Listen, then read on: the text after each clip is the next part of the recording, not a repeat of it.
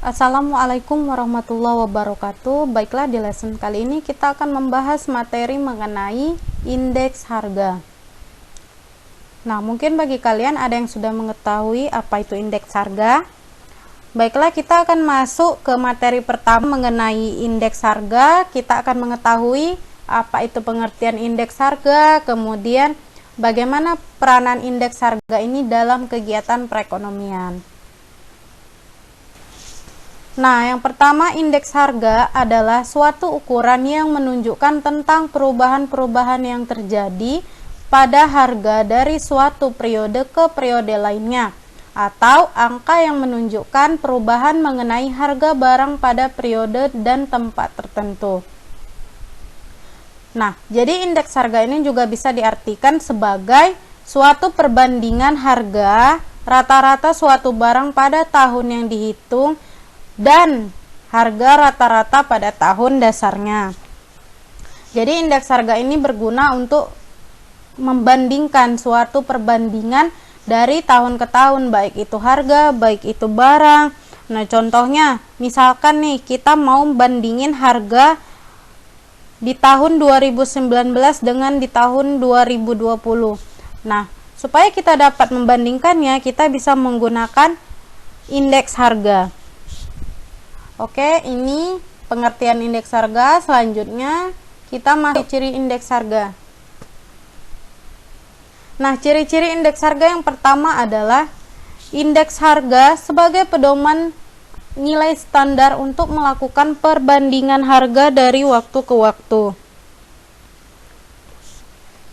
Nah, jadi di sini ciri-cirinya itu indeks harga digunakan untuk perbandingan harga, pedoman atau patokan untuk perbandingan harga dari waktu ke waktu. Nah, yang kedua, penetapan harga indeks didasarkan pada hasil pengumpulan data dari sumber yang relevan. Nah, jadi menetapkan harga indeks ini bukan sekedar hanya penetapan saja, tetapi juga harus ada buktinya atau data yang pasti dari sumber yang relevan atau sumber yang dapat dipercaya. Kemudian yang ketiga, indeks harga ditetapkan tidak di seluruh barang atau populasi barang, melainkan dari sampel. Nah, jadi indeks harga ini menetapkan harga itu tidak dari seluruh barangnya atau semua barang populasinya, melainkan hanya dari sampelnya sebagian. Kemudian yang keempat, indeks harga ditetapkan dalam bentuk angka. Nah, jadi hasil dari indeks harga ini adalah berupa angka. Nah, kemudian yang terakhir, penetapan tahun dasar didasarkan situasi normal atau kondisi ekonomi yang stabil. Kemudian di sini ada tujuan perhitungan indeks harga. Tujuan perhitungan indeks harga yang pertama yaitu perhitungan angka indeks bertujuan untuk mengukur perubahan atau membandingkan perubahan antara variabel ekonomi seperti harga konsumen, saham, dan lain-lain. Nah, hasil perhitungannya ini biasanya digunakan sebagai bahan informasi untuk mengetahui perkembangan ekonomi. Nah, jadi peran indeks harga di sini dalam perkembangan ekonomi yaitu sebagai bahan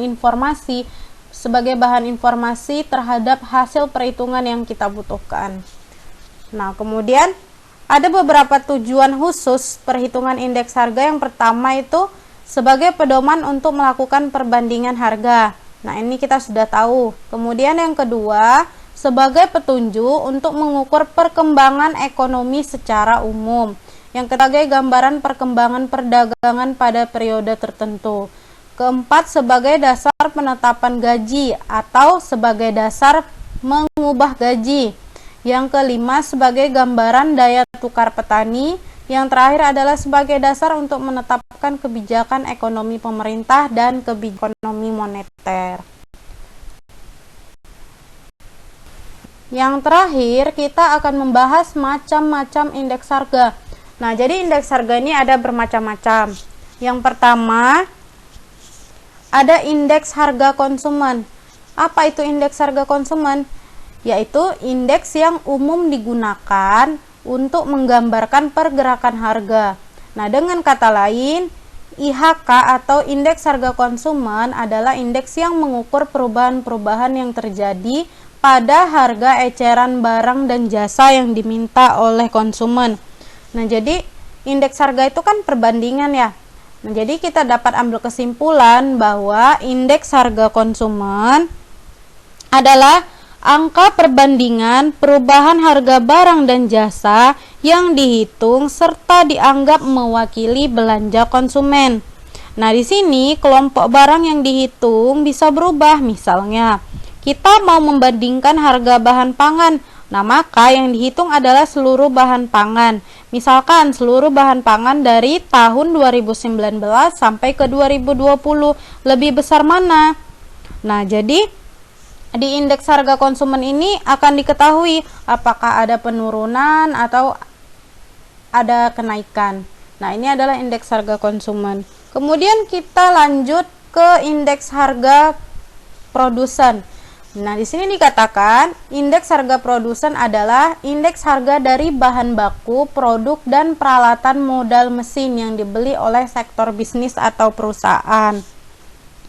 Nah, jadi indeks harga produsen ini adalah barang dan jasa yang dibeli oleh para produsen pada kurun waktu tertentu.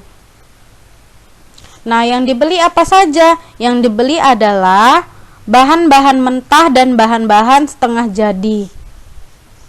Nah, jadi di sini indeks harga ini juga berfungsi bagi produsen. Fungsinya untuk apa? Yaitu untuk mengetahui atau menggambarkan atau membandingkan bahan-bahan yang dibeli oleh produsen setiap tahunnya. Bahannya kan tadi bisa peralatan atau bahan setengah jadi. Nah, itu kan akan diproduksi oleh produsen. Nah, di sini sebagai produsen kita harus tahu apakah dalam misalkan dari tahun 2019 sampai ke tahun 2020 apakah ada kenaikan. Kenaikan dalam hal apa? Kenaikan dalam hal belanja produsen, belanja bahan baku tadi. Nah, kemudian itu adalah indeks harga produsen. Kemudian kita masuk ke indeks harga yang diterima petani. Nah, indeks harga yang diterima petani ini adalah indeks harga yang berhubungan dengan pengorbanan atau harga pokok yang telah dikorbankan dengan hasil diterima petani. Nah, jadi indeks harga petani ini adalah menggambarkan perkembangan harga kebutuhan petani, baik biaya hidup atau proses produksi, mulai dari gaji karyawan. Nah, jadi dengan adanya indeks harga ini bagi petani yaitu berfungsi sebagai bahan informasi untuk membandingkan besar kecilnya yang telah dikorbankan atau pengorbanan yang telah dikorbankan, yang terutamanya itu seperti harga pokok yang telah dikorbankan oleh petani dalam 2 tahun terakhir mengalami kenaikan atau mengalami penurunan kah. Nah, kemudian sama seperti indeks harga yang harus dibayar petani, yaitu indeks harga yang meliputi pembelian atau biaya konsumsi dan belanja untuk biaya produksi pertanian. Nah, jadi maksud dari indeks harga yang harus dibayar petani ini apa? Maksudnya adalah indeks harga ini berfungsi untuk mengetahui perbandingan dari tahun ke tahun. Nah, ini kan dari tahun ke tahun ini petani melakukan pembelian konsumsi, pembelanjaan, biaya-biaya produksi untuk pertaniannya, misal beli pupuknya, racun. Nah, itu semua dengan adanya indeks harga, seorang petani bisa mengetahui biaya-biaya yang dikeluarkan dari pembeliannya selama beberapa tahun terakhir atau dalam kurun waktu tertentu. Kemudian di sini ada indeks harga saham.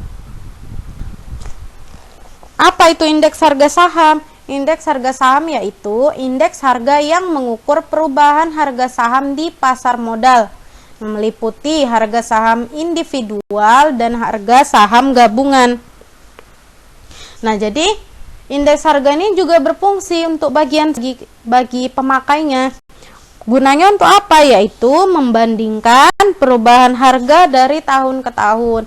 Nah, jadi dengan adanya indeks harga saham, kita bisa mengetahui, para investor bisa mengetahui misalkan dalam 3 tahun terakhir Berapa harga saham dari 3 tahun terakhir berturut-turut mengalami kenaikan kah atau mengalami penurunan kah? Nah, ini adalah indeks harga saham. Nah, baiklah, kita sudah mempelajari macam-macam indeks harga, pengertiannya, tujuan, serta ciri-ciri dari indeks harga. Baik, sekian lesson kali ini. Mudah-mudahan materi ini bermanfaat buat kalian semua. Assalamualaikum warahmatullahi wabarakatuh. See you next time.